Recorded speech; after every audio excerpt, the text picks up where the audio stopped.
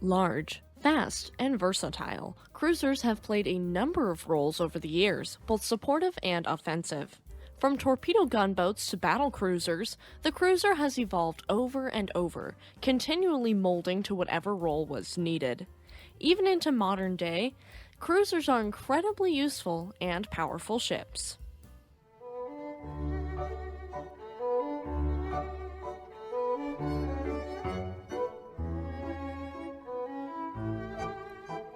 Welcome to Fast Facts Friday. My name is Eleanor. Just a quick disclaimer for our younger audience before we dive in. This story may be disturbing to some, so viewer discretion is advised. Okay everyone, let's get into it. In their early history, a cruiser, or cruiser with a Z, was first commonly used in the 17th century to refer to an independent warship. Cruiser used to refer to the purpose or mission of the ship at first rather than the classification. However, the term nonetheless used to mean a smaller, faster warship suitable for multiple roles. In the 17th century, the, quote, ship of the line, known for the role of battle line, were typically large, inflexible, and expensive, incapable of being dispatched on long-ranged missions, and were too strategically important to be put at risk of foundering on patrol duties. During the 18th century, the frigate would become the preeminent type of cruiser. A frigate was a small, fast, long-range, single-gun deck ship used for carrying dispatches, scouting, and disrupting enemy trade. The other principal type of cruiser was the sloop, but many other miscellaneous types of ship were used as well. Next, we move into the 19th century, which introduced steam-powered cruisers. As the steam engine became the norm for travel, navies also began to adopt steam-powered engines for their fleets. The 1840s saw the construction of the experimental steam-powered frigates and sloops. By the middle of the 1850s, both the British and US navies were building steam frigates with very long hulls and a heavy gun armament. Two examples of these would be USS Merrimack, which would become CSS Virginia during the American Civil War and would fight for the Confederacy, and the second HMS Mersey, which was the longest wooden warship built for the Royal Navy along with her sister ship, HMS Orlando. In the 1860s, we get to one of my favorites, the Ironclad. Ironclads come in so many shapes and sizes, and they're just beautiful to me. The first ironclads were frigates, mostly in the sense that they only had one single gun deck, but they were the most powerful ships in the Navy, and were on the front lines of battle. Despite their incredible speed, these earliest models of cruisers would have been wasted in a cruising role with how incredibly powerful they were. The French would go on to construct smaller ironclads for overseas cruising duties, and these, quote, station ironclads, as they were called, were the beginning of the armored cruiser, which was a specialized ironclad meant for the traditional role of cruisers: fast, independent raiding, and patrol. Until the 1890s, these armored cruisers would still have masts for a full sailing rigging, enabling them to operate far from friendly coaling stations. As this was no longer needed for military or for passenger ships, sailing masts disappeared on steam-powered vessels. Also in the late 19th century, shipbuilding began to lean away from heavy iron ships and toward the more readily available, lighter, and stronger steel ships we are more familiar with, and this began in the 1880s. Steel also was a great way to protect cruisers in combat, giving them a fighting chance in direct combat. Steel armor was not only lighter, but much stronger than iron, and strategically placing light layers of steel in certain areas could protect the ship well without slowing it down. The first of these protected cruisers was the Chilean ship Esmeralda, launched in 1883, and her forecastle, poop deck, and the wooden board deck had been removed, instead replaced with an armored deck, and this would inspire later ships down the road. Next, we get into the torpedo cruiser or torpedo gunboat, which was the same ancestor for the destroyer. These ships were tasked with guard and reconnaissance duties, to repeat signals and all other fleet duties for which smaller ships were suited. Destroyers and cruisers would both branch off from the torpedo gunboat. When we look at our next iteration, the Pre-Dreadnought armored cruiser, we can see the influence from early battleships. Steel affected the construction and role of armored cruisers, as steel meant that new designs of battleships, known as pre-dreadnought battleships, would be able to combine firepower and armor with better endurance and speed than ever before. The armored cruisers of this era would echo the battleships of the day, tending to carry slightly smaller main armament and somewhat thinner armor in exchange for greater speeds. Due to the incredible similarities, the lines between battleship and cruiser became blurred, introducing the small, fast, lightly armored, and armored reconnaissance cruiser called the Scout Cruiser, and the beefier, well-armed Battlecruiser. The armored cruiser got bigger and more powerful, resulting in the Battlecruiser. The armament and size of these cruisers was similar to that of the Dreadnought battleship, equipped with the same gun types as battleships, though usually with fewer guns, and they were meant to engage enemy capital ships as well. These ships were named Battlecruisers, and they were first commissioned into the Royal Navy in 1907. The British would sacrifice protection for speed, as they were intended to, quote, choose their range to the enemy with far greater speed and only engage the enemy from far distances. When engaging with capital ships at a moderate range, the lack of protection along with unsafe ammunition handling practices became utterly tragic, with 3 major losses at the Battle of Jutland. Germany and Japan would copy Great Britain's homework, also replacing their armored cruisers with battlecruisers in most frontline roles. German battlecruisers were slower than British battlecruisers, but they were better protected. We usually hear about how ridiculously expensive battleships were, but ironically enough, the battlecruisers of this era were typically more expensive than contemporary battleships because of their much larger propulsion plants. At roughly the same time that the battlecruiser came onto the scene, another cruiser made her appearance, the light cruiser. With this, the distinction between the armored and unarmored cruiser finally faded away. By the time of the British Town class, first launched in 1909, it was possible for a small, fast cruiser to carry both belt and deck armor, particularly when steam turbine engines were adopted. These light armored cruisers started occupying the traditional cruiser role once the battlecruiser squadrons were required to operate the battle fleet. Some light cruisers were built specifically to act as leaders of flotillas of destroyers, and they were called flotilla leaders. Cruisers weren't just for the Navy, however. The Coast Guard had their own cruisers, and these ships were basically large coastal patrol boats armed with multiple light guns. An example was the Romanian Navy's Gavotte, displacing 110 tons and armed with 4 light guns.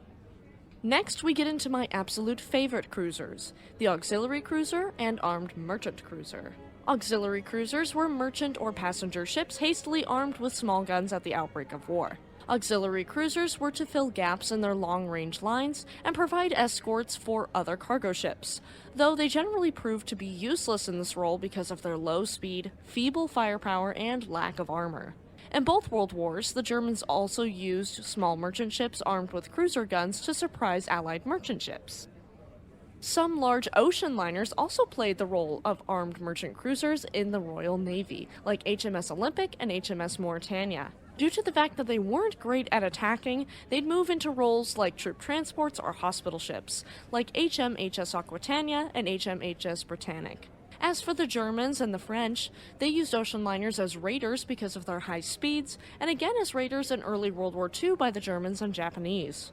In both World War I and in the early years of World War II, they were used as convoy escorts by the British because of their high speed, and a great example of this is HMS Aquitania's World War II service. During World War I, cruisers were one of the workhorse types of warships. By the time of World War I, cruisers had greatly accelerated their development and improved their quality significantly, with drainage volume reaching 3,000 to 4,000 tons, a speed of 25 to 30 knots, and a caliber of 127 to 152 millimeters. Cruisers saw a great deal of change prior to World War II, and we've changed a lot since 2022. If you are enjoying this episode and want to hear more about ships, their careers, and their wrecks, check out our main show, Shipwreck Sunday, every Sunday night at 4 p.m. Pacific Standard Time. Okay, let's get into World War II and the mid-20th century. Naval construction through the 1920s and 1930s was limited by international treaties designed to prevent the repetition of the dreadnought arms race of the early 20th century. The first of which was the Washington Naval Treaty of 1922, which placed limits on the construction of ships with a standard displacement greater than 10,000 tons and an armament of guns larger than 8 inches. A number of navies commissioned classes of cruisers at the top end of this limit, known as treaty cruisers. The second of these treaties was the London Naval Treaty in 1930, which formalized a distinction between heavy cruisers and light cruisers. Heavy cruisers were cruisers with guns of more than 6.1-inch caliber and would still be used after World War II, with some being converted to guided missile cruisers for service during the Korean War and the Vietnam War. The Second London Naval Treaty attempted to reduce the tonnage of new cruisers to 8,000 or less, but this didn't have much of an effect. Japan and Germany were not signatories, and some navies had already begun to evade treaty limitations. Most light cruisers ordered after 1930 were the size of heavy cruisers, but with more and smaller guns. The Imperial Japanese Navy began this new race with the Mogami class, launched in 1934. The British would follow suit with the 12-gun Southampton class in 1936. Well, the US needed in on it too, and to match foreign developments and potential treaty violations, the US developed a series of new guns firing, quote, super heavy armor-piercing ammunition. These included the 6-inch 47 caliber gun Mark 16 introduced with the 15-gun Brooklyn-class cruisers in 1936, and the 8-inch 55 caliber gun Mark 12 on USS Wichita in 1937. Next, we looked into anti-aircraft cruisers. The development of such cruisers began in 1935 when the Royal Navy rearmed HMS Country and HMS Curlew, removing torpedo tubes and 6-inch low-angle guns from these light cruisers and replaced with 10 4-inch high-angle guns, with appropriate fire control equipment to provide larger warships with protection against high-altitude bombers. Unfortunately, one shortcoming that had to be overcome was the fact that these anti-aircraft cruisers could not protect themselves from surface units, and so dual-purpose guns were then employed.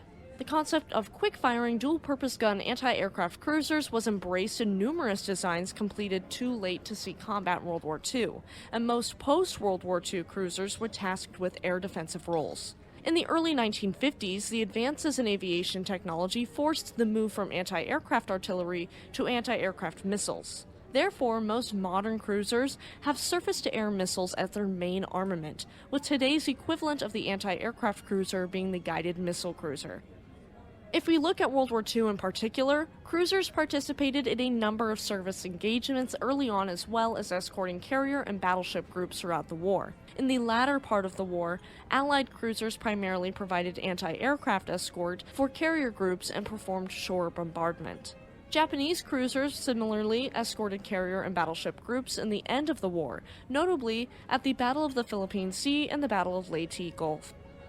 During World War II, the U.S. built numerous cruisers, including 14 Baltimore-class heavy cruisers and 27 Cleveland-class light cruisers, along with 8 Atlanta-class anti-aircraft cruisers. The large number of cruisers built was probably due to the significant cruiser losses of 1942 in the Pacific Theater and the perceived need for several cruisers to escort each of the numerous Essex-class aircraft carriers being built. The Japanese only built 5 light cruisers during the war and lost 4 heavy cruisers and 2 small light cruisers during the war. The British completed no heavy cruisers, 13 light cruisers, and 16 anti-aircraft cruisers during the war, losing 20 cruisers between 1940 and 1942. During the late 20th century, the rise of air power dramatically changed the nature of naval combat. Even the fastest cruisers could not maneuver quickly enough to evade aerial attack, and aircraft now had torpedoes. Until the Harpoon missile entered service in the late 1970s, the U.S. Navy was almost entirely dependent upon carrier-based aircraft and submarines for conventionally attacking enemy warships. With the Spronz class, the line between U.S. Navy destroyers and cruisers blurred. Spronz-class destroyers were comparable in size to existing U.S. cruisers, though they had the advantage of an enclosed hangar for 2 medium-lift helicopters, which was a considerable improvement. The DDG-47 class destroyers would be redesignated as the Ticonderoga class guided missile cruisers to emphasize the additional capability provided by the ship's Aegis combat systems. The Ticonderoga class was also equipped with vertical launch systems for Tomahawk cruise missiles, as well as anti-surface strike capabilities beyond the 1960s and 1970s cruisers that received Tomahawk armored box launchers as part of the new threat upgrade. Like the Ticonderoga ships with VLS, the Arleigh Burke and Zumwalt class, despite their classification as destroyers, actually have much heavier anti-surface armament than previous U.S. ships classified as cruisers. The United States Navy has centered on aircraft carriers since World War II, and the Ticonderoga-class cruisers, built in the 1980s, originally designed and designated as a class of destroyer, intended to provide a very powerful air defense in these carrier-centered fleets. As of 2020, the U.S. Navy still had 22 of the newest Ticonderoga-class cruisers in service, being continually upgraded. However, no new cruisers of this class have been built. In the 21st century, there were design efforts for futuristic large cruisers provisionally designated as CGX, but the program was canceled in 2010 due to budget constraints. There are not as many cruisers in service as there are destroyers. However, cruisers are still an important part of navies all around the world. Cruisers will continue to evolve and change, assisting aircraft carriers and other important naval vessels in missions all over the globe. Highly versatile and incredibly fast, cruisers have always been a game changer in naval warfare. If you liked that story and wanted to hear something similar, check out our World War II Warships playlist in the cards. Stay tuned this Sunday for the story of the American warship USS Maine, which sank in Havana Harbor surrounded by controversy, sparking the phrase, "Remember the Maine, to hell with Spain." Thank you for tuning into Fast Facts Friday, have a lovely weekend, and we'll see you next time.